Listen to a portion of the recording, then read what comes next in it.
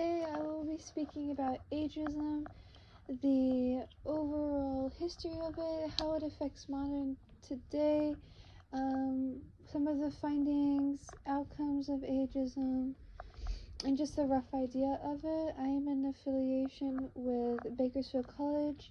The speakers today will be Hashmeet and Briana McGill, myself, and today is April 8th, 2024.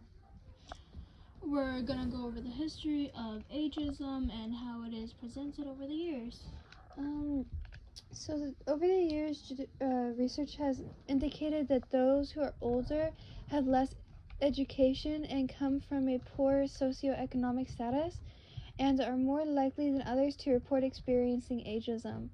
Patterns shown in ageism come from employment characteristics, geographic residence, religiosity, and political affiliation. The resources that are used to describe this history would be differences and disparities in ageism affecting older U.S. adults, a review of history, and by Julia Ober-Allen, Lauren K. Elias, and Josephine C. Greenwood. Now moving forward to the outcomes of ageism, we speak of poor health, social isolation, earlier mortalities, and cost economies billions. Well, customer. The direct definition of ageism is discrimination against individuals strictly on the basis of their age. We can determine that the steps we need to be made to better assess and report in order to expose ageism for what it is. According to reports from the World Health Organization, from what has been said, ageism can be classified as an insidious scourge on society. Ageism was mainly discovered during the COVID-19 pandemic, and it was presented among both younger and older people who had been stereotyped in social media and public. It was mainly found from what can be shown is that ageism has serious effects on people's health and well-being that are both severe and widespread. Ageism has been linked to worse physical and mental health, increased social isolation and loneliness, increased financial instability, declining quality of life, and early death in the elderly. An estimated 6.3 million episodes of depression worsen prejudice and disadvantage associated with sex, ethnicity, and disability, which has detrimental effects on people's health and well-being.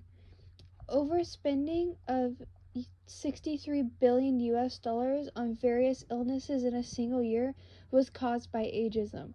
For all Americans over 60, this translated to $1 US for every 7 US dollars spent on ageism.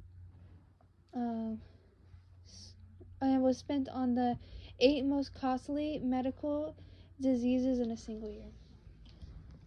The resources used to describe this would be ageism is one of the last socially acceptable prejudices.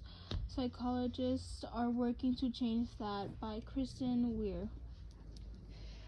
This is something I've also thought of, is that it can have, when someone comes in contact with ageism, such as myself, I've noticed that it can be very upsetting, and it seems so far past unfair, because even though someone may be under the age of 21 or under the age of 18, it doesn't make them exactly less competent than another, because maturity depends on the person, what they've gone through.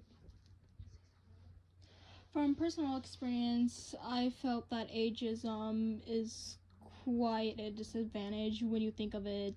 Looking on forward from my personal experience, I've been looked down, being told that I do not have enough knowledge to say this and not know the subject that well.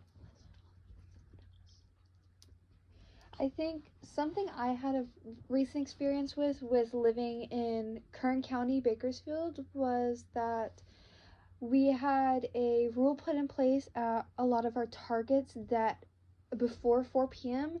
you could not go into their stores without an adult accompanying you, which with some people, yes, they may have been stealing or doing things they shouldn't have, but in my case, I would never have done something like that.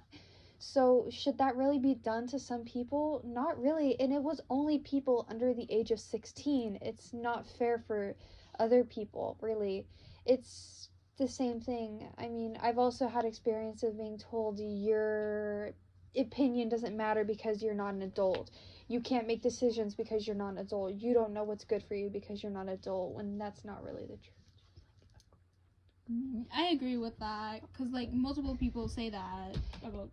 And I mean, children. it's especially with family members. Family members are really known to go, oh, your opinion doesn't matter because you're not older than us, because we're older than you, we know what's better we know for what's you. best for you. Yeah, when that's been shown, like with the Gypsy Rose incident, that wasn't true at all, or that they might be hurting their children worse with that false authoritarian regime. Anyways, that's about it. But thank you for listening, and